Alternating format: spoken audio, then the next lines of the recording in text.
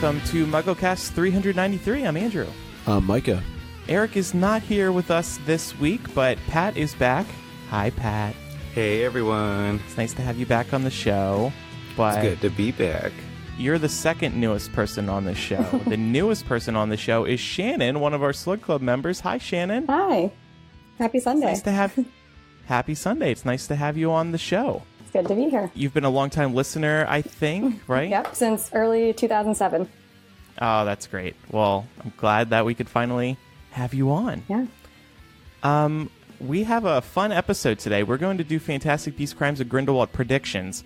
We've put together a slew of questions, and we've all prepared answers, and we're just going to kind of lock in our answers before seeing the movie, because for Micah, Pat, and I, we're all seeing it, I believe, Tuesday. Shannon, did you buy your tickets yet? I did. We're going on Friday night because there was no Tuesday showings in our area, and I have class on Thursdays, so Drat. We're going Friday, but pretty excited. Where in America are you? I am just outside of Boston in the suburbs, so about 45 minutes from the city. Cool. So yeah, this will be our final episode before seeing the movie, which is kind of insane. And then the next few weeks, we'll just be talking about the movie. And from what we keep hearing, I think there's going to be tons to talk about. Mm-hmm. But first, Shannon, let's get your fandom ID. In one breath, please give us your favorite book, movie, Hogwarts House, Ilvermorny House, Patronus. And the original category this week is returning Fantastic Beasts character. Okay, so my favorite book is Half-Blood Prince, and that is also my favorite movie. My Hogwarts House is Ravenclaw. I'm a Puckwudgie, and my Patronus is a fox, which is actually ironic because my maiden name is Fox, so I was pretty excited when I found that out. And my returning Fantastic Beasts character is Jacob. Oh, okay. Good. Yeah. Good choice. All right. So before we make our predictions, we have some news and some Muggle mail. So first of all, a little bit of drama. J.K. Rowling is suing a former employee for £24,000 because the employee, quote, broke strict rules by using her funds to buy cosmetics and gifts. She was taking advantage of J.K. Rowling, using her credit card to buy tons of things, like 1,600 pounds of Starbucks. Wow. I could drink that much Starbucks, so. Yeah. 2,100 pounds, and I'm talking about the monetary value, by the way, not the weight. 2,100 pounds in card shop paper tiger. So like greeting cards? This is something Pat would like. $1,400 in luxury at the luxury candle company Joe Malone. Oh, I would definitely like that. And then, as if it weren't bad enough that she was using J.K. Rowling's credit card for, for tons of purchases that she wasn't supposed to make, she was also stealing things. Miss Rowling claimed that she stole a Harry Potter motorized Hogwarts Express, a Harry Potter Wizard collection worth 2,200 pounds, whatever that is, and a Harry Potter Tales of Beetle the Bard set worth 400 pounds. And Rowling said the toys were taken without her knowledge or consent. So, couldn't she get arrested, though? It doesn't seem like she's getting arrested, just sued. That's interesting. Did it say over how long she was doing this? No, but well, she was her assistant between February 2014 and April 2017. So that's a good 3 years. Yeah. What cracks me up is like, what? How could you betray someone's trust like that to steal so many valuables and use this card? I assume Rowling and her team vetted this person, Amanda, very carefully to make sure she doesn't have a history. Then Amanda gets this job and is like, I'm just going to start stealing from J.K. Rowling and nobody's going to notice. And I'm sure J.K. was paying her a good amount of money to be her assistant. So it's not like she was hurting for funds or anything, I don't think. God, yeah. Right, like she's one of the most generous people ever, and then you go and steal from her. Yeah, and like you could go buy this stupid motorized Hogwarts Express yourself with all the money you're making. Come on. So that was kind of a shocking story to read. J.K. Rowling, if you're looking for a new assistant, I would be happy to do it, and I won't steal anything from you. Same. Micah, we got some new Fantastic Beasts previews this week as well, right? Yeah, we did. And I guess not surprising in the week leading up to the release of the film. I know there were a number of premieres also that took place this past week. But the one that I found the most interesting was a comparison video between Harry Potter and Fantastic Beasts, trying to connect the threads between the two films. And it's a cool vignette for people who haven't checked it out.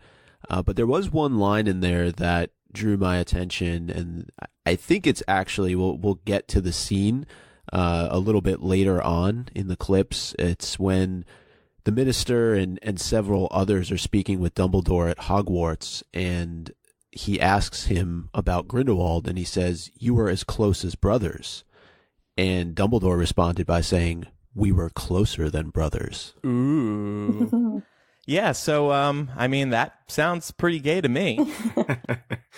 Yeah, I don't have anything else there. I just thought, people have been wondering how much the relationship between the two of them is going to be explicit in this film, and I think that gives a little bit more insight into how they're going to go about telling the story. Yeah. I still don't think that the Dumbledore-Grindelwald relationship is going to be on display in a grand way. Like, we're not about to see them making out or anything in Crimes of Grindelwald, but there's going to be a lot of teasing, and we're going to see the relationship actually on display in 3, 4, 5. I think the extent of the gayness in this movie is going to be the Mirror of Erised shots and this line that Micah just read, "We were closer than brothers," and maybe one or two other lines that tease what's ahead, but not much else. Yeah, and then there is a shot, I believe, of the minister in this video. At least it looks like the same person once we get a little bit further along and look at that scene between Dumbledore and him, which Snitch Seeker posted. It's about a 30-second clip or so, them talking about why Dumbledore can't move against Grindelwald. We don't get the actual answer. I'm sure we'll find out in the film, but it was cool to see sort of these extended scenes come up. Yeah. And this shot of Hogwarts, I don't think you mentioned this yet, but we do see the shot of Newt heading to Hogwarts, and at the end of the movie, I think, or I don't know, maybe it doesn't look like the end of the movie, but somebody's standing at the other end of the bridge. Newt is walking towards somebody. This is the shot we were debating in previous episodes, like, oh, were they at Hogwarts? And we thought it was because the bridge looked like it did in the Harry Potter movies. And yeah, it's definitely Hogwarts in this beautiful shot of Newt walking across the bridge. Is that Dumbledore on the other side of the bridge? I would guess so. I mean, this shot is a little bit spoilery because if you start looking at who's in that shot and you're assuming that it's at the end of the film, you're getting a sense for where allegiances lie. Yeah. Or who got hurt in the fight. Like, where's Queenie? Where's Credence? Right. Well, and I mean, I'm looking at the back of the minister's head and then looking at that screenshot we have in the document, and they pretty much match up with each other. Mm-hmm. Yeah, for sure. And again, I think this is morning time. Like, it looks like a sunrise. You can kind of see a clock on the castle, I think, and it looks like it says 6 or 7 a.m. or p.m. I keep saying it's morning. Watch, it's probably going to be evening. Mm-hmm. But this shot kind of scares me because it seems like Newt and Dumbledore are going to have a very important encounter at the end of the movie. But for what? It's also interesting because I think Eddie Redmayne said that he never went or he never shot at Hogwarts. He only went to watch when his younger version was being filmed. So clearly that wasn't the case. Well, Mike, I hate to break it to you, but this Hogwarts castle isn't real. Oh, really? So like if they're just filming the exterior, this is all green screen, you know? Damn. So maybe by at Hogwarts, he meant like I wasn't in the classrooms. Okay. I was just on the green screen bridge.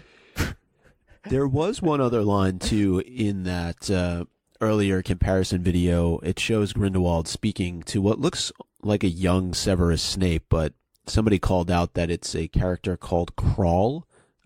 And he's asking him who represents the greatest threat to our cause, and that person responds, Dumbledore.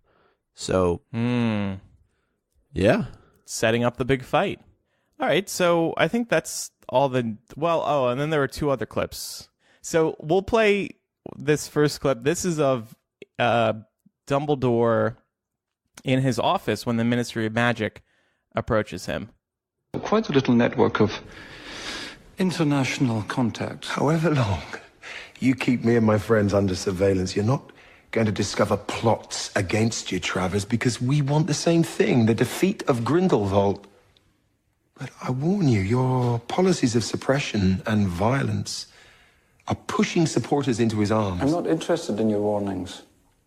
It pains me to say it, but you are the only wizard who is his equal.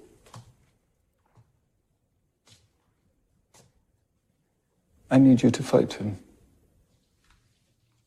I can't. That look on Dumbledore's face is, I think he's torn up. He's torn up. It looks like it's when Newt and Tina are trying to escape the French ministry, and Theseus is running after them. And I think we actually saw a bit in one of the trailers where Tina turns around and puts a spell on Theseus, and Newt comments that was the best moment of his life. But yeah. Okay. Well, I'm just ready to see it already. This happens before every movie. Shannon, Pat, do you feel the same way? Yeah, I agree. I didn't really watch them at all because I just want to watch it as it goes with the movie and not get too much information right before I see it. I just kind of want to save it. Yeah, same. It's like, that's why I'm not listening or reading to any of the reviews or anything that have come out so far. Like, I just want to go in fresh on my own mind, all that. Yeah. What I find so interesting about this particular series is that, when you go back to the Potter films and we would get these vignettes, or we would get tons of photos that would be released, we knew what they were all related to for the most part, but there was also a ton of photos that were released this past week for Crimes of Grindelwald, and some of them, could be worth a bit of speculation. Because you don't know necessarily what the context is of what's happening in the photos. So I think there's a bit of fun to it too. There's a bit of fun. All right, so what's been going on with Dancing with the Stars, Micah? Since Eric isn't here, this is going to be like a 5-second long Dancing with the Stars update. All right, so they made it to the semifinals. Moving on. No. I don't want to. I don't want to diminish what Yvonne has been able to do. They received their first perfect score of the season last week. But because of the way the voting works, they actually ended up in the bottom 3 last Monday night.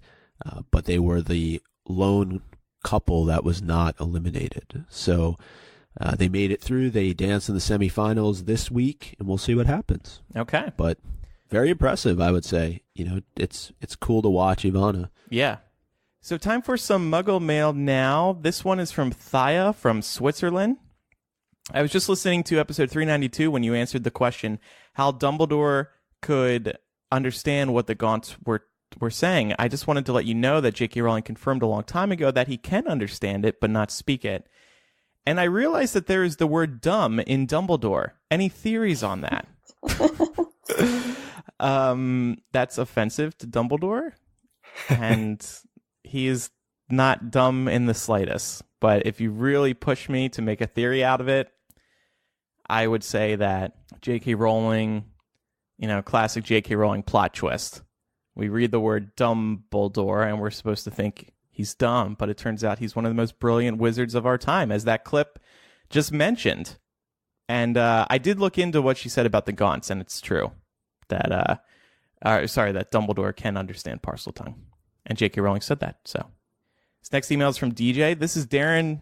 Oh, not DJ. Darren from Salt Lake City. Just wanted to chime in on your chapter by chapter from last week's episode. You were discussing how spells were made and if there was a special team or group at the ministry dedicated to this. We actually have a mention of a group in Goblet of Fire, chapter 7, Bagman and Crouch. Mr. Weasley is pointing out members of the ministry and talks about Gilbert Wimple, member of the Committee on Experimental Charms. So there you go. I have a theory about Gilbert Wimple. The word wimp is in his name. What does that mean? That means he's the strongest person at the Ministry, right? Based on Yes, Dumbledore. Exact opposite. Maybe they practice all the charms on him. Oh, yeah. Since he's a wimp, he won't defend himself. Today's episode is brought to you by Casper. You spend 1/3 of your life sleeping, so you should be comfortable. The original Casper mattress combines multiple supportive memory foams for a quality sleep surface with the right amounts of both sink and bounce. Casper products are cleverly designed to mimic human curves, providing supportive comfort for all kinds of bodies. Casper cuts out the middleman and sells directly to you. There are hassle-free returns if you're not completely satisfied, and the mattresses are delivered right to your door in a small, how-do-they-do-that size box. There's also free shipping and returns in the U.S. and Canada. You can be sure of your purchase with Casper's 100-night risk-free sleep-on-it trial. I know I just got a Casper mattress, it seems like yesterday, but over a year ago, and I sleep great every night. People are moving this time of year into new apartments, and that how-do-they-do-that size box is just right for that type of situation. It's easy delivery, it's easy to move. You open the box, the mattress is right there, and you're ready to go. MuggleCast listeners get $50 off towards select mattresses by visiting casper.com/MuggleCast and using promo code MuggleCast at checkout. Please note that certain terms and conditions apply. That's casper.com/MuggleCast and use code MuggleCast at checkout to get $50 off select mattresses. All right, it's time for our Crimes of Grindelwald predictions. So we have a bunch of questions, and we've pre-written our answers, so we're going to go through. We are locking in our answers since this is the last time that we're talking about the movie without seeing it. It's a lot up in the air, and people who have seen the movie early are like, OMG, I can't believe this happened and that happened, and wow, there's so much happening. So we're going to make our predictions on all of it. I have a feeling that we are potentially asking the wrong questions altogether. Like, we just don't know really what's happening in this movie. So these questions are based on what we've seen in trailers and interviews so far. Let's start with a pretty serious question. Who will be Team Grindelwald by the end of the movie? Micah, you go first. I think I went with probably the easy options, which are Queenie and Credence. Mm-hmm. It just feels like, and maybe it's not in a way of their own will. Like, maybe they're being forced into situations for certain reasons, and it's not just, hey, I really like what this guy is selling.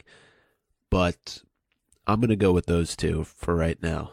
How about you, Pat? I just think Credence. I think he'll be the only one there, at least, like, in full force behind the cause. The only reason why I didn't put Queenie is that I do think she might be working with him, but as a sort of, like, double agent. Like, I think that, now I can't remember her sister's name. Tina might be like, okay, Credence is on this side. Can you go in since you can hear people's thoughts and try to get him out?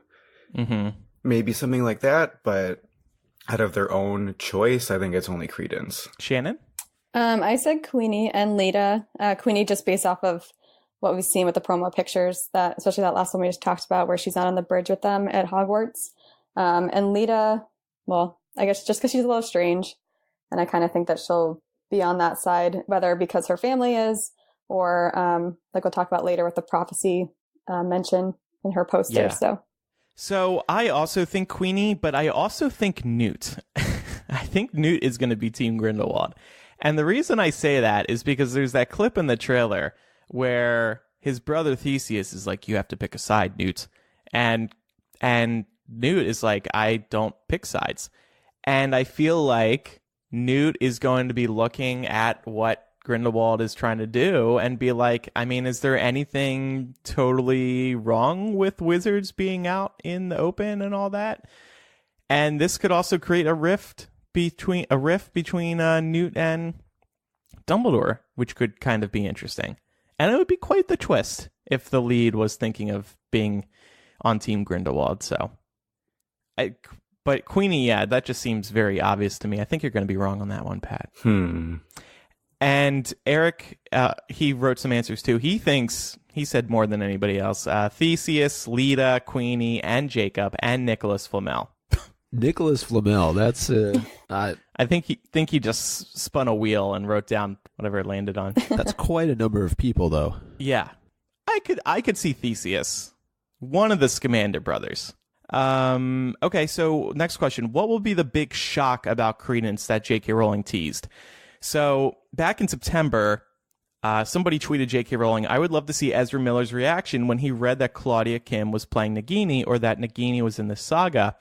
J.K. Rowling replied, "That definitely wasn't Ezra's biggest shock." And then she included the zipped mouth emoji. So it sounds like something big is happening with Credence in this movie. My prediction is that Credence is an ancestor of Merope or Marvolo. I feel like we're going to get a Voldemort tie-in. And I don't necessarily love the idea because I don't feel like every aspect of this movie needs to be tied to the Harry Potter series. But we keep hearing about how this is connected to Harry Potter and all these references are coming together and there's this big twist at the end of the movie. What would be bigger than a Voldemort connection?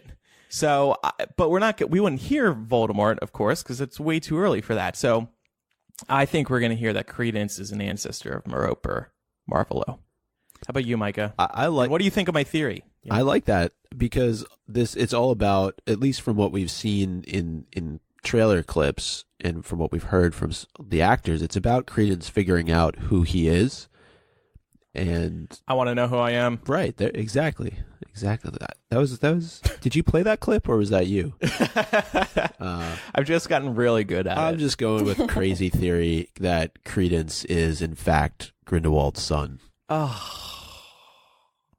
I just really hope it's not something as straightforward as that. Because why? Like, what's the... Okay, and? So what? He's his son, yeah? I mean, yeah. Again, what Grindelwald is doing, like, he wants to bring wizards into the public eye. Like, it's not, like, the worst thing. I don't know. Doesn't seem like a big cliffhanger to me. I don't have any evidence to support it. I'm just... That's what I'll throw out there. I like Patrick's idea better, honestly. Pat, what's yours? I was thinking because I know that Ezra is like a huge Harry Potter fan. So I don't think that what shocked him has anything to do with his character of Credence. Like, I just think it's something unrelated to Credence that will relate to the Harry Potter series. But I agreed. It's something that just blew his mind. So I think it's going to be something about the larger wizarding world, and just because, as Patrick said, he's a huge fan, so maybe it's something that every other fan is going to be like, oh my gosh, that totally makes sense now in connection with the Harry Potter series, but not necessarily as Credence's character. And I think, didn't we see in that scene with the subway kind of hideout thing that there's that family tree on the wall that there kind of links him to the Lestranges anyways? So I think it's going to be something to do. That's the one problem with my Merope Marvolo theory. And are you saying Merope, like her, like just related to her in general, not as another child, right? No, right. Just related to her in general, somewhere down the family tree. But then it just starts to get much like the Voldemort situation, right? That's because what I was thinking. he gets into it with Bellatrix, and then you potentially have, at least from my theory, like Grindelwald getting involved with another one of the Lestranges in order to make Credence. So because in my mind, like Merope is probably about the same age as Credence in all reality. Yeah, because Voldemort's born in what, the 40s?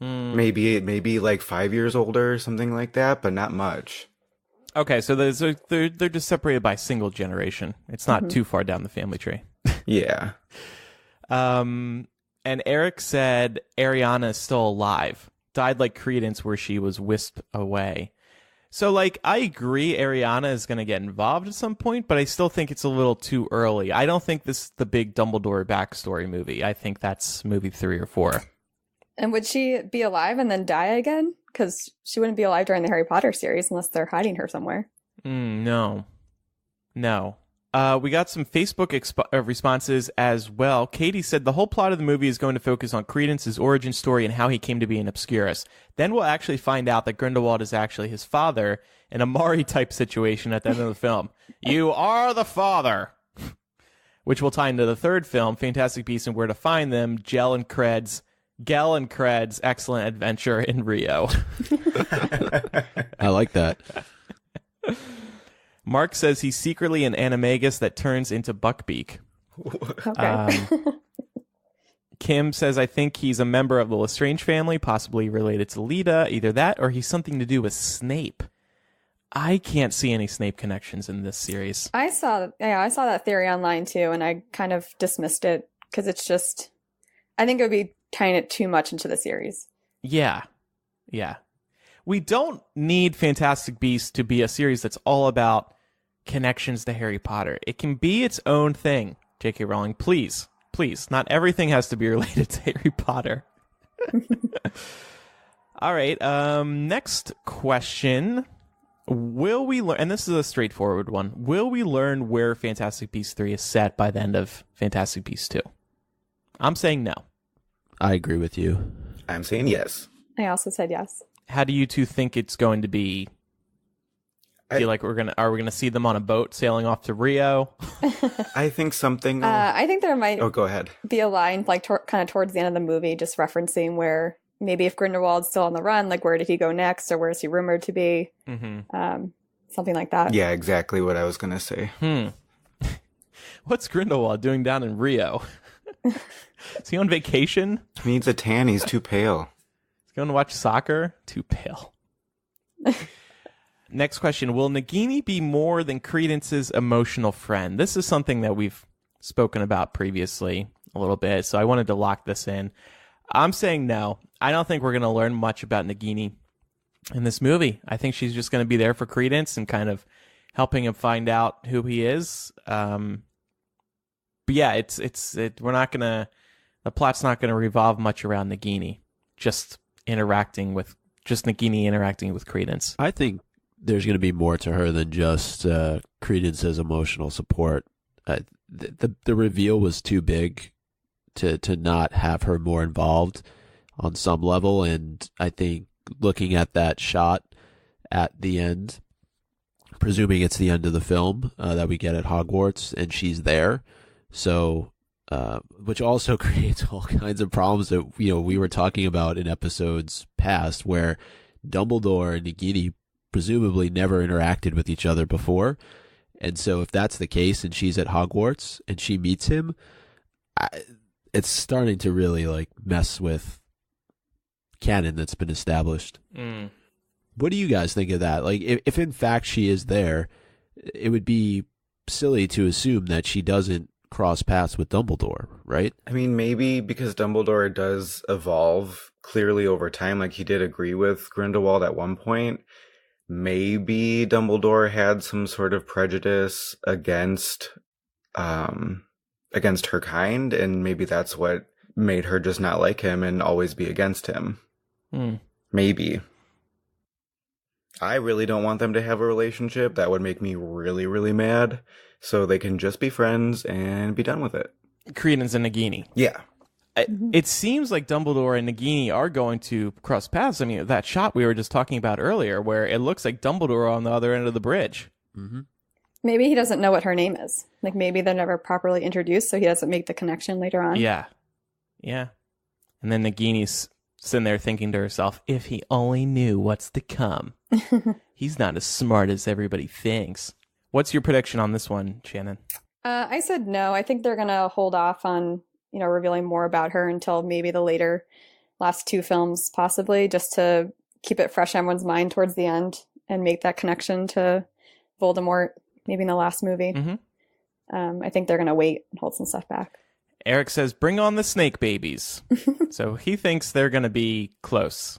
Close. How will Jacob remember Queenie? This was a big question we were speculating about a while ago, probably as soon as the first movie ended, because obviously Jacob's memory supposedly gets wiped, and then there's that extra scene where Jacob seems to at least slightly recognize Queenie when she comes into his bakery. He does touch that little bite on his neck, so something's kind of triggering his memory, and the bite is definitely helping him remember Queenie. My guess is that Murtlap venom prevented him from completely losing his memory. But I guess my only question is, like, how does he fully recover it? Or are they sort of starting over again? Like, how does his memory get repaired? We'll have to wait till Tuesday to find out. I think it's part of how the swooping evil's venom works. Like when Hank flew up in the sky and, made it rain the forgetting rain. I think that somehow with it, because at one point Newt says that the venom only makes you lose bad memories. So everything that happened with Jacob isn't bad to him. So I think when it started raining and Queenie kissed him, he was starting to forget, but maybe that had a little bit of an anchor for him. And clearly he's having dreams of some sort where his pastries look like some of the creatures. So that when he does see her at the end of the first movie, a lot of stuff just starts to come back, like he's being reminded. Yeah, I think it's kind of a combination of the Murtlap venom and what Patrick just said. And also the power of love and the protection of love is a big thing that was in the Harry Potter films. So I feel like in the stories, it's going to play a factor here as well, because the love that Jacob and Queenie have, maybe that will play a factor. And when he sees her, it kind of helps to bring all the memories back and just she protected him with that kiss at the end. Yeah. And suppress the memories, but then when they start interacting again, he's kind of draws it out of him. I'm just curious to see if this is going to be explained at all in this movie, because some time has passed since the last movie, and I just wonder if it's going to be something like, "Oh, hey Queenie, remember when I forgot you, and then it slowly all came back? Haha, that was great. Okay, moving on." Yeah, I really hope they don't just make a one line mention about it, and I hope they explain it, because it would leave a lot more questions if they didn't. Yeah, we need to know. We need to know these things after teasing us. Yeah. I agree with pretty much everything that's been said. I think it's likely a combination between what you said, Andrew, and what Patrick said. So, similar answer to Shannon. And Eric said, when Queenie kissed Jacob, she prevented telepathically his memories from fully leaving. That's a new power Queenie has that we don't know about. Here's a straightforward but important one. Will any other Harry Potter characters be name-checked who we haven't already heard? Remember the first movie, one of the most exciting things was hearing Dumbledore uttered and Hogwarts uttered. Now we're being really spoiled with both Dumbledore and Hogwarts in the second movie. So what will come in this one? I'm going to say, getting back to my Merope and Credence descendant theory, I'm going to say we're going to hear about the Gaunts in some way. Just given a lot of the Dark Wizard presence in this film, I went with Malfoy. I'm saying something to deal with the Trelawney family, which goes along with one of my theories later on in our conversation. I went down the Hogwarts route since we'll be there, and I really want to hear someone mention Peeves. Oh, yeah. Because we didn't get any of him in the series, so I really want just them to make up for that. Yeah. That would be fantastic. At least a throwaway comment. And I remember one clip that we've seen from Crimes of Grindelwald. You see some people playing Quidditch in the background, so that was kind of like a nod to the old days as well. Mm-hmm. So yeah, maybe Peeves could be worked in that way, just sort of in the background really quick. On a scale of 1 to 10, 10 being Harry Draco fanfic gay, how gay will the Dumbledore Grindelwald stuff be? I'm saying 4 out of 10. 2 out of 10. I'm being really hopeful here, even though it's probably not going to happen, but I'm saying 5 out of 10. I said 3 out of 10 because I think, like we've seen, it's going to be in there a little bit, but as I've mentioned, it's not going to be overtly kind of pronounced. So yeah, I wish it was a little bit more, but I don't think they're going to make it. They're going to kind of play it safe. And related to that, possibly, why can Dumbledore not move against Grindelwald like we've been hearing in these trailers? I'm saying his love for Grindelwald. I said because he's being watched. By who? Great question. Don't know. Pat? I just had a sassy comment here. I just said he has to wash his hair that day, so he doesn't have time. But not the next day? I mean, I think it's a combination of what you guys have talked about throughout the past episodes, like his love, the other theories you guys have brought up too. So I didn't have much new to say. Okay. Shannon? I think that he still is struggling with his ability to resist the temptation of power. He's mentioned many times that he turned down the position of minister because he didn't feel like he could handle that. So maybe he's afraid that if he goes up against Grindelwald, Grindelwald will somehow use his pull on him, both his love and his knowledge that Dumbledore kind of wants the power, and try to pull him in onto his side. So maybe he just wants to avoid that. And I also like the unbreakable vow theory that's been mentioned in the past. I think that they may have made one, and Dumbledore somehow is going to find a loophole because he likes to do that later on in the films to get around it, and that's how they get defeated at the end. Related, I really love this idea, and kind of jumping off of this, Dumbledore might be worried about how he would react to potentially seeing Grindelwald. Mm-hmm. He might get like really emotionally swept up in it, or some old feelings might come rushing back, or and those old feelings could just really screw him up and maybe make him depressed or something like that. Because you think about getting out of a relationship, you want that ex out of your head. Boy, do I know it. Oh my God. And so yeah, maybe that's why Dumbledore just wants to avoid him. He doesn't want to. He's afraid about what could happen, but he's delaying the inevitable, though. He knows they're going to have to fight or at least encounter each other at some point. I think it's partly like they were together and worked together for so long, like they know each other's minds. Mm-hmm. So maybe Dumbledore is just worried, like he knows every move I'm going to make. I know every move he's going to make. It's better off if somebody else does it, so he can't predict what's going to happen.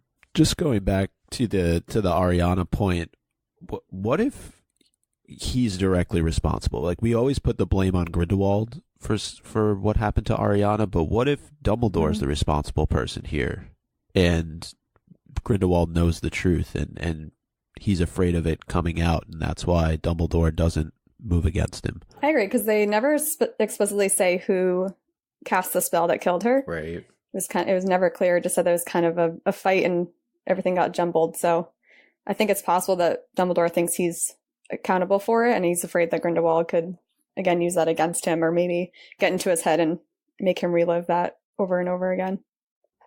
Yeah. Eric said the unbreakable vow, and a couple of people, we asked this question on Twitter as well.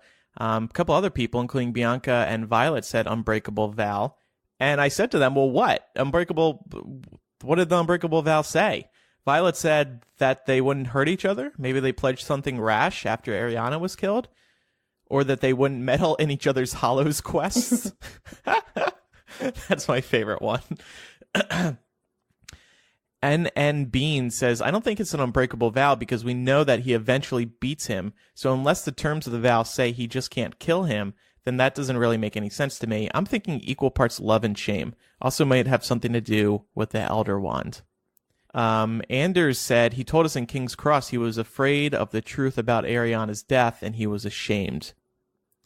It's a good throwback. Yeah, Patrick Sullivan said something along the same lines. Shame from the Ariana incident. Interesting couple paragraphs to support it from Deathly Hallows, page 718. He actually went on to highlight a bit. I delayed meeting him until finally it would have been too shameful to resist any longer. Oh, man. That's a pretty freaking important thing we should be considering here, this quote. People were dying, and he seemed unstoppable, and I had to do what I could. Wow. Great find, Patrick. Not you, Patrick. Here's another big question. Leta is implicated by prophecy. So that's her tagline on her character poster. Just says Leta Lestrange, implicated by prophecy. What does that mean? Micah, let's start with you. It seems to me that she's destined to fulfill something maybe she doesn't want to. And I looked at the line that we've had in the trailer from her to Newt saying, "You've never met a beast you didn't love." So I'm expecting a betrayal of some kind on her part. Pat, this one relates to your Trelawney idea? Yes. So I am thinking, just because the Trelawneys have, I guess, in the family line, the seer gene, I guess. So I'm thinking one of the Trelawneys ended up making a prophecy, just like Professor Trelawney did for Harry and Voldemort. So I think the prophecy is somewhere in the Hall of Prophecies in the Department of Mysteries. Whether it be Trelawney's great-great-great-grandma, where she seemed to be the most powerful. So maybe she was able to see further in time, even after her death. So I think it's something with that.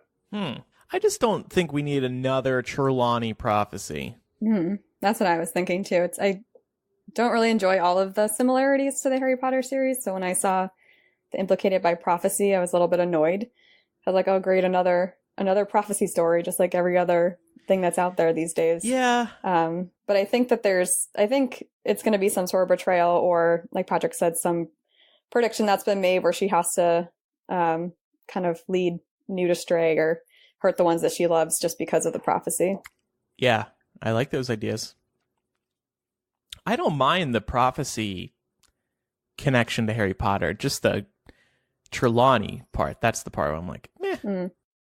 We asked this question on Patreon as well. Irvin said, based on the underlying mythology of the Theseus myth that I believe Jo is building her story on top of, I'm guessing the prophecy says that Leta will die at a wedding. Whoa. We just don't know if it's her wedding or someone else's. Wow. Congrats, you're married. Bye. This isn't Game of Thrones. Allie says, I think it's more of a self-fulfilling prophecy. Her family is involved in Grindelwald's cause and she's been dragged in. However, she's conflicted because her fiancé is searching for him and her former best friend is working to track him down. Thus, she's stuck. She's in the cause against her true will. Gabriella, whose birthday it is today. Happy birthday, Gabriella. She says, this sounds awful, but maybe her children are meant to continue the line of evil, although that would only make sense if her children kept her name. Jessica says, I take this to mean that she is found guilty of a crime by her surname and not by her heart. We know the Lestrange family to be dark wizards, so I fear poor Leta is thrust into Grindelwald's world through no discernible actions of her own.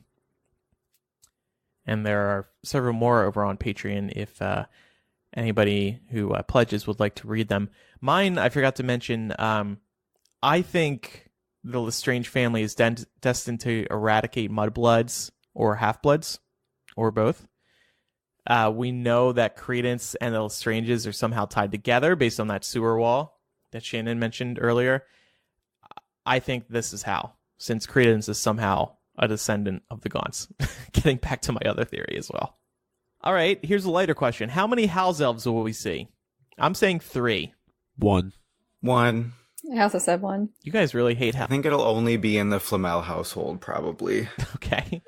The question, the follow-up would be, will we know that house elf? Because house elves live a long time. No, we don't need a reference to a Harry Potter house elf. I'm good with a new one. I agree. Will Jacob's Bakery be mentioned or appear? That's a critical question, I feel. I'm going to say yes, it's going to be mentioned because somebody's going to be like, hey, Jacob, how's your bakery going? And he's going to be like, great, I hired lots of new people and they're taking care of it for me while I'm over in Paris for Newt's book release. I think we'll definitely at least see it at some point, whether it's Newt coming to get him at the bakery or him and Queenie in the bakery together or something like that.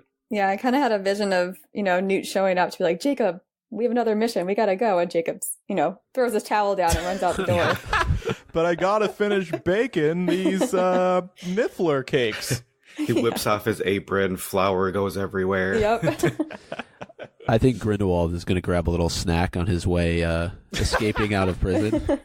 Stop by the bakery and, yeah. Or Jacob can create like a poisoned apple. But a poison baked good and kill Grindelwald that way. That's in movie 5. Movie 5. It all ends with a Jacob Muffin, ending Grindelwald's reign. How many of Newt's beasts will Grindelwald and or his followers kill? I'm sorry. This is a dark question. But if the beasts are going to be involved, some of them might get hurt. I'm going to say 2. 2 of them are going to die. And one of them's going to be Pickett. Oh. No. Die, Twig. Wow. I went with 0. I think Grindelwald will find a way to use the beast to his advantage as opposed to actually killing them. Yeah, I think a beast in general is probably going to die, just not one of the ones that Newt is caring for. Yeah, I think one's going to die as well. But I hope it's not Pickett or the Niffler because they're my favorites. But I think that it's been, well, not too long. It's only been one movie, but I feel like there has to be some beast death. Yeah, you guys have to remember, it's too perfect. We're talking about the person who killed Hedwig. She's not above. That's what I'm thinking. killing these other beasts. And plus they're baby Nifflers, so no. There's plenty more. And you remember, like, J.K. Rowling has said that killing Hedwig was marking the end of Harry's childhood.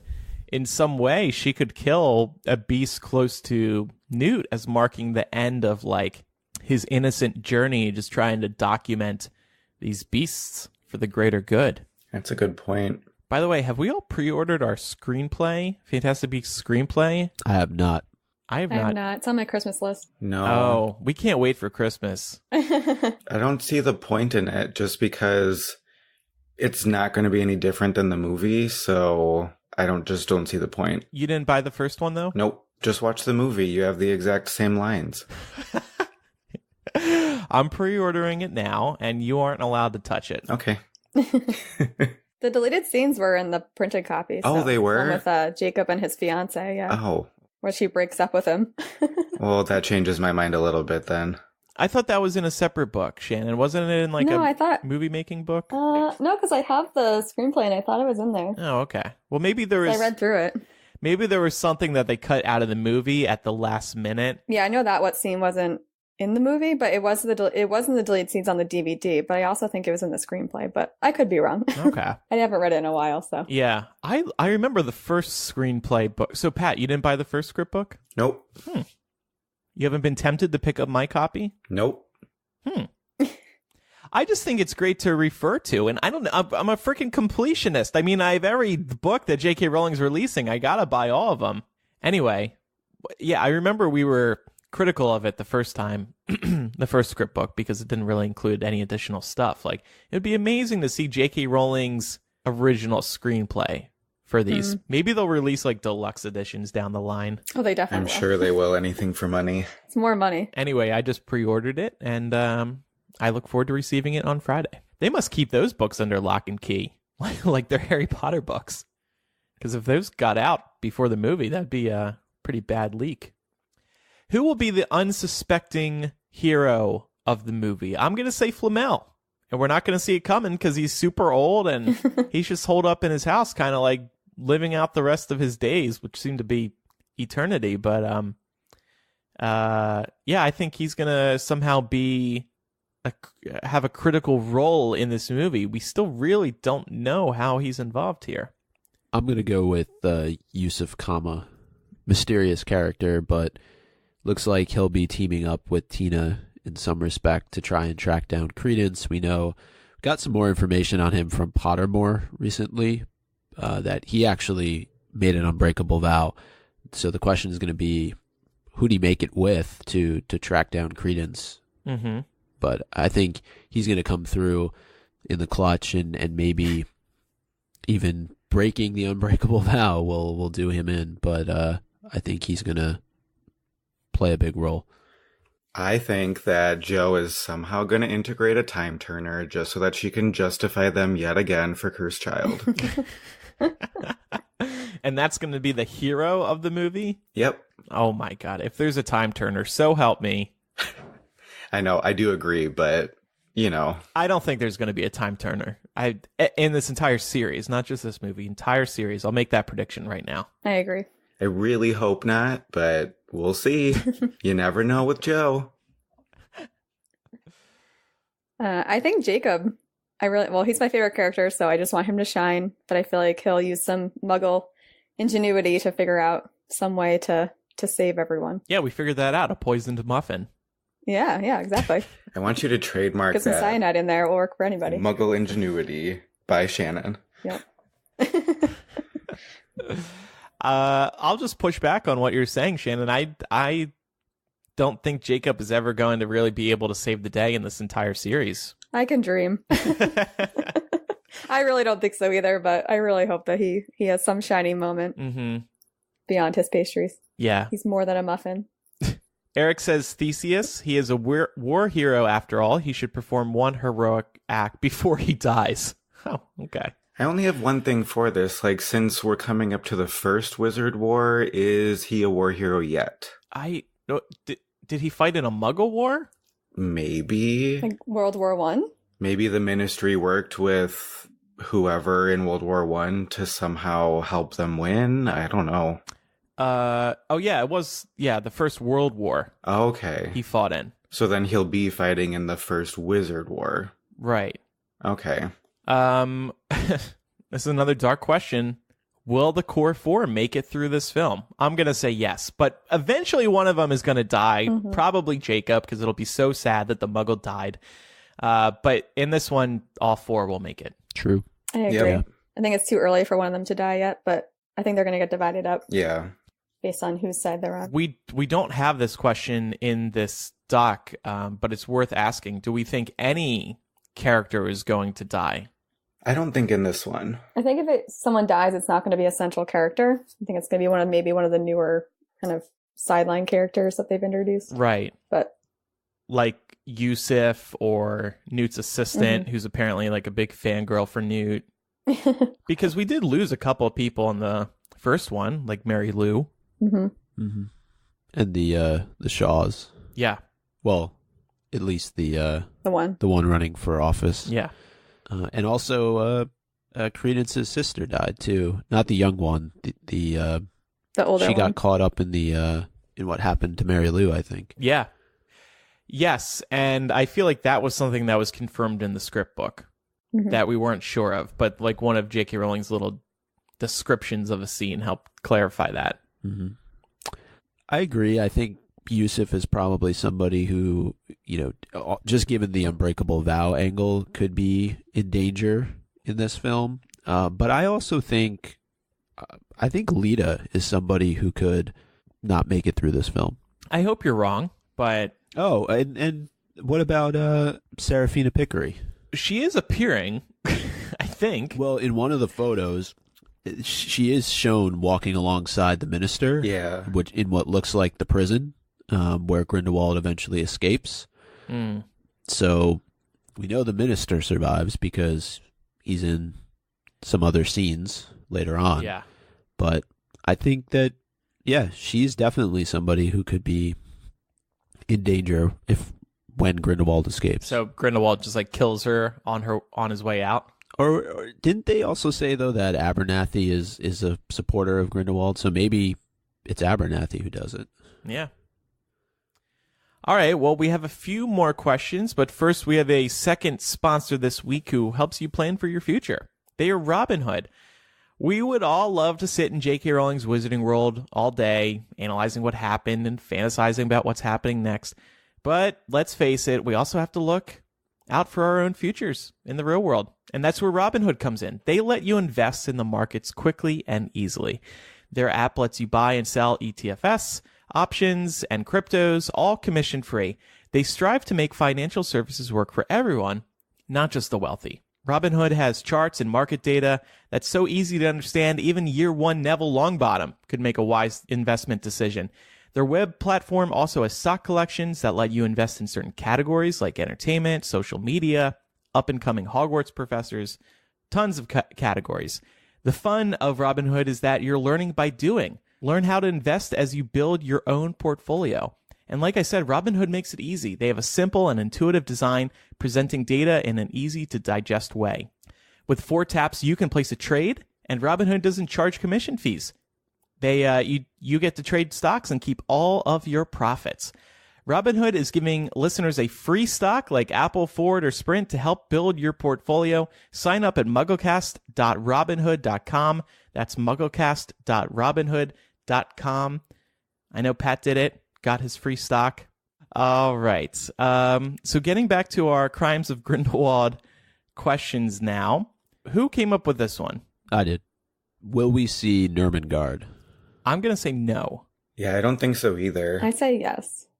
I think because it's the Crimes of Grindelwald, they might show him kind of pacing the halls and the people that he may have taken into captivity or imprisoned from his kind of foray around the world. Or maybe if we don't see it, maybe there's a mention of it, how he's starting it, or, you know, in the process of putting it together.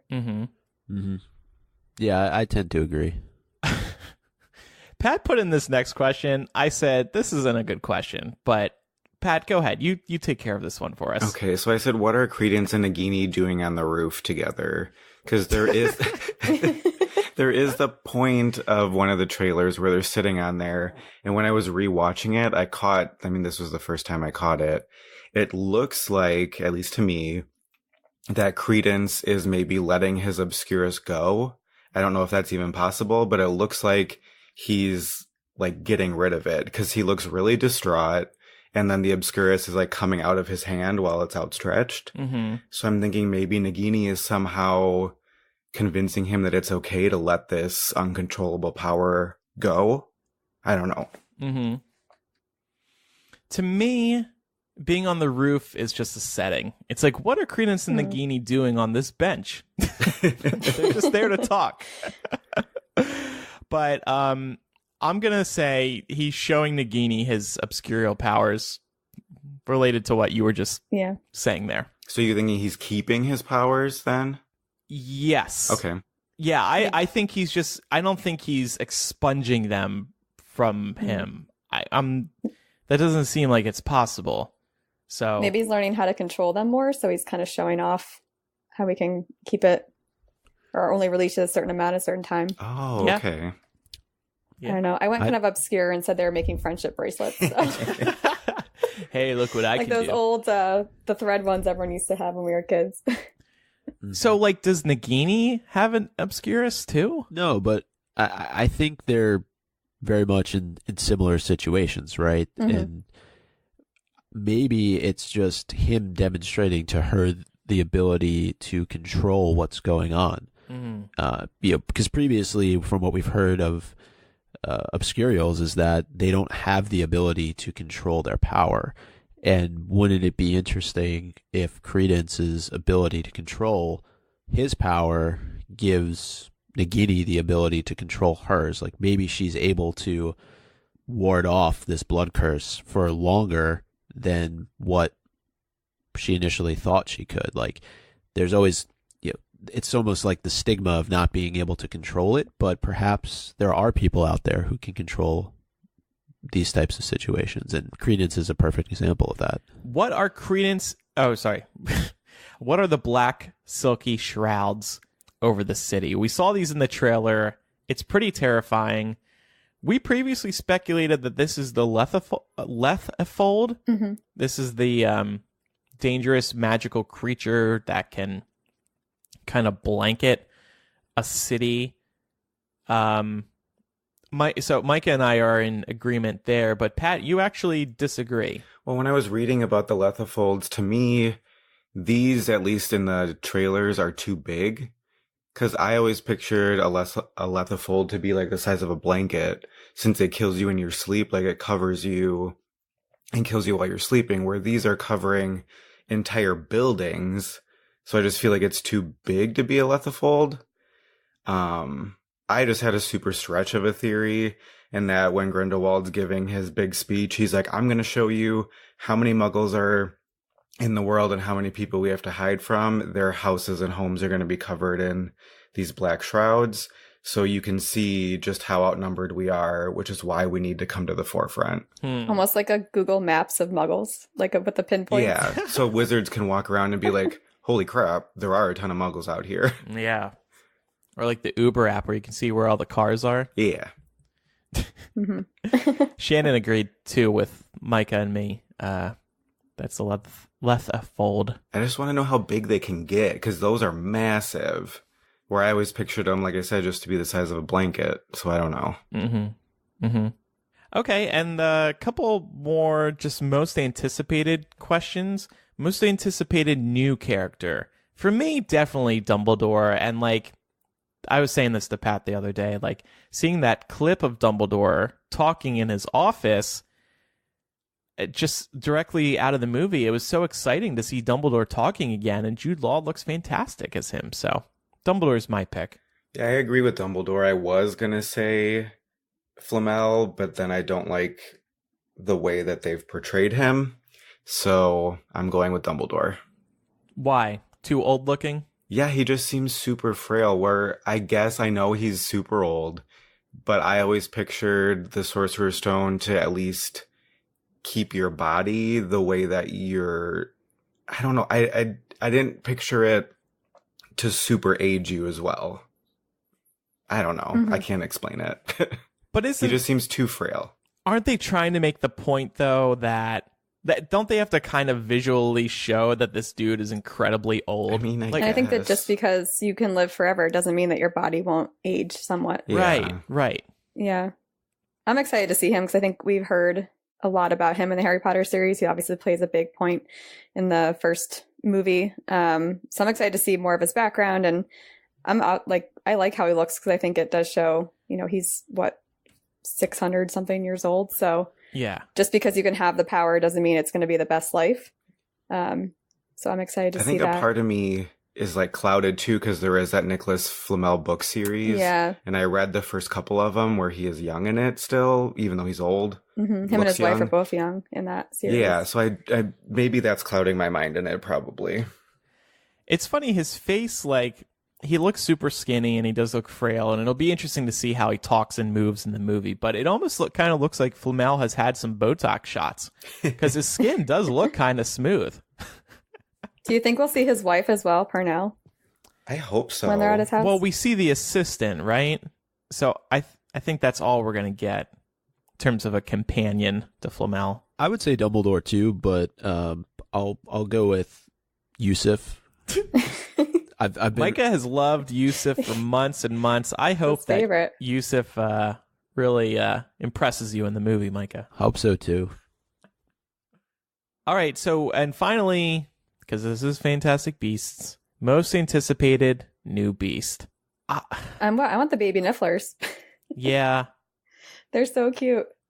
And my husband bought me a lot of Niffler stuff when the first movie came out because I thought it was adorable. So I'm excited to see the baby Nifflers, but I like all of the other suggestions as well. The augury looks kind of kooky in the movie, and he foretells death, right? They foretell death. Not as scary as you think. Yeah. So I'm looking forward to the augury, and maybe the augury will kind of offer a little bit of foreshadowing. I'm really looking forward to the fire drakes because they remind me of Charmander. So that's why, because he's my favorite Pokemon. So I'm going to go with the fire drakes. Pokemon Let's Go, coming soon to Nintendo Switch. I'll go with the Zoo. It just seems like it's going to be playing a role throughout the course of the film. So, oh yeah, that's the giant cat one. Yeah, looks like it breaks out of the circus and then it's with them in the ministry. It seems pretty badass. So.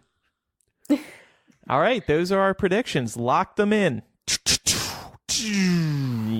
They're officially locked in now, y'all. And don't forget our predictions. What was it, last week or 2 weeks ago? We went through what we thought the film was going to make opening weekend. Oh, yeah. I think I said a little below expectations. Yeah. I think I said like 68. You were at 70. Eric said it was going to make more than the first film. He's being way too generous. Especially with these reviews that are coming out. Yeah. We didn't talk about those this episode because, we'll just offer our own reviews. But it's not getting They're not kind. They're not kind from the critics. No. Shannon and Pat, how do you think, just to remind you, it's tracking for 65 to 75 million in the U.S. over opening weekend. How much do you two think it's going to make? I'd say like 67. I don't think it's going to do, as well as they hope, but I think the Harry Potter fans will come out. But I know there's some people that are still boycotting, so I think it's going to hurt that a little bit. Yeah, I think it's going to do as predicted. I think the people boycotting are also kind of going to be canceled out by the people who just recently saw the first one for the first time and now are excited for the second. Mm-hmm. So I think boycotting and the new people are going to cancel out, and then you have everybody who are going to see it no matter what. Right. And I feel like there's going to be a lot of people who are just very intrigued by Dumbledore and Hogwarts being in this. I mean, we spoke about that featurette at the beginning of this episode where they're tying Harry Potter and Fantastic Beasts together. I mean, that is solely to draw people into the movie theaters. So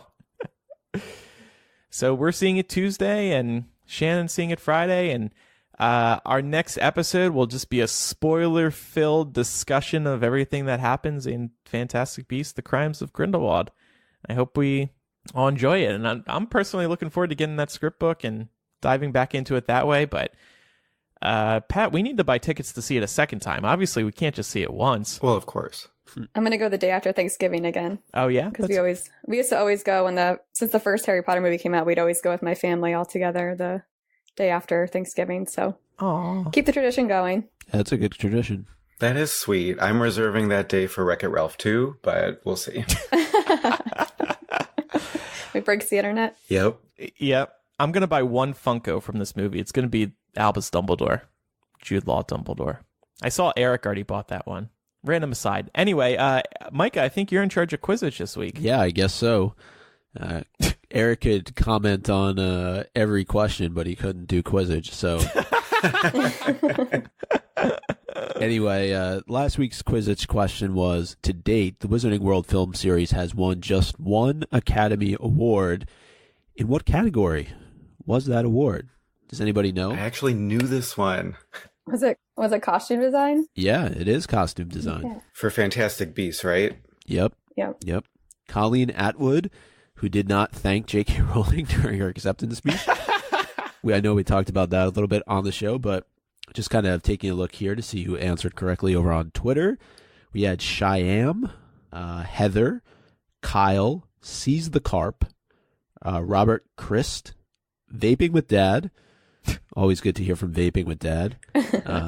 Dantes Gutierrez, Caroline, Amy, Jeff Dodge, the insufferable know-it-all, like that Twitter handle, Amanda Miller, Corianne, Samwise Gamgee, Gabby, Allie Cook, scrolling through an ad, hold on one second, Maggie, Avery, who also noted the fact that Colleen did not thank J.K. Rowling in her acceptance speech. Mary L., this one did pretty well. A lot of people responded to this one. Yasmin Miranda, Anders Drew, Charlie, Father of Dragons, The Real Slim Brady, Rachel Smith, Wayward Bookshelf, Asim, Brian, Robbie Stillman. So that was a lot of people. That was a lot of people. I just rattled off, but congrats to everybody who got the answer correct. And then for this week's question, figured we'd keep it Fantastic Beasts themed, but looking a little bit more into the future, grown-up Newt has 3 pet Kneasels. What are their names? It's a good one.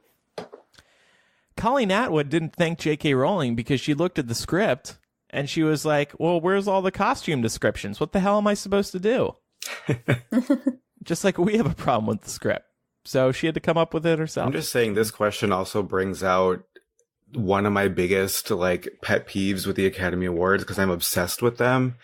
But the fact that back in the day when Harry Potter lost makeup design to that movie with Meryl Streep in it, and I was like, okay, you had one person to do makeup on to make her look different. And then you look at Harry Potter where they have all the dwarves, all the, everything, all the makeup that they had to do on hundreds of people and extras. And that lost for makeup on one person. That's yeah, that was Iron Lady. Yeah, I think. Yeah, that one. And she didn't even look that much different. Oh, it made me so mad. But I it's was but it's Meryl. Who cares? Maybe they'll win Best Makeup Design for their work on Nicholas Flamel in this movie. Maybe. Or on the Beasts. I mean, the Beasts are looking great. And I think they got a lot of makeup on them. That's a lot of spray paint to make them look all whimsical like that. Yeah, it's well, I don't remember how many awards that Fantastic Beasts were up for outside of this one, but would assume, right, that they're going to get nominated again, just given how much work is going into creating these costumes and these sets all the way in the 1930s. Yeah. Yeah, and especially like best CGI, stuff like Well, that. it helps that the fashion and stuff back in the 30s was great. And the fact that you can like wizard up the fashion from back then too is really cool. Yeah. But, it's never really been about the Oscars for this film series. True. No, but it's just comical that Harry Potter had 8 films and some of the most iconic people acting in them, throughout. And now you get to Fantastic Beasts, and that ends up, taking home an Oscar. Yeah, because they realized their mistake. It should have pulled a Lord of the Rings and won a ton like they did at the end of their run. Yeah. Well, there is that new Oscar category that they are trying to launch. It got a lot of backlash. They announced a new category, Best Popular Film. It's because it's a dumb category. They said it was going to be in this upcoming Oscar ceremony, and then they changed their mind. They said, we need a little more time to develop it after it got a lot of backlash. So here's one to end it on then. I know we did a bunch of questions already. How many Oscars will The Crimes of Grindelwald receive? Nominations or wins? Wins. Just one for each movie, I think. Yeah, I'd say 1. At best. Yeah. I'll say 1. Maybe Colleen Atwood pulls it out again and won't thank J.K. Rowling again. Yeah, I agree. I think 1 is probably a safe bet. Okay. So next week, Fantastic Beasts will be out, and we will be talking about it for a while. Like I said, it seems like there's going to be a lot to talk about, so we will go through every part of it. Feel free to call in with your own reactions to the movie. We would love if right after you got out of the theater, you gave us a call and told us what you thought. 1-920-3-MUGGLE. It's 1-920-368-4453. Just keep your voicemail about a minute long and try to be in a quiet place so it's easy for us to hear you. If calling us isn't your thing, MuggleCast@gmail.com is where you can email us. There's also a contact form on the website. Send in your reactions. We want to hear your reactions, your reviews, your theories. Yell at us for how wrong we were after all of today's predictions. And yeah, just sound off. We'll be talking with all of you about this movie in the weeks and months ahead. Shannon, thanks for joining us. Thanks for having me. It was a lot of fun. You did great. Hope some of your predictions were right. And Pat, I mean, you've been on the show before, so whatever. Thank you, Pat, for joining the show. You're welcome. Thanks, Pat. It's great to replace Eric today. And thank you for listening, and we'll see everybody next time. I'm Andrew. Micah. I'm Pat. And I'm Shannon. Bye, everybody. Bye.